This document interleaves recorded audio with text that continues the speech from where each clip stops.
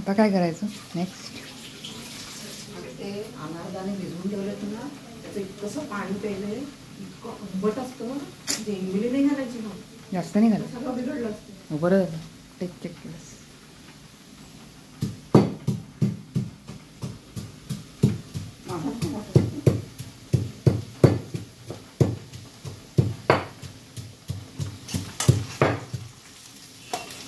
ढवळत राहू ना.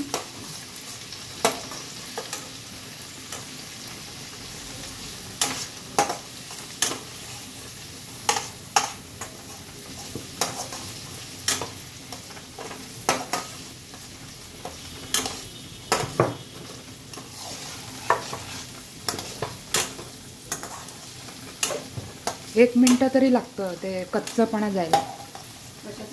या ह्याचा हे जे कांदा लसूण 1 मिनिट असं सॉटे करायला लागतं, ब्राउनिंग करायला. रंग पण चांगला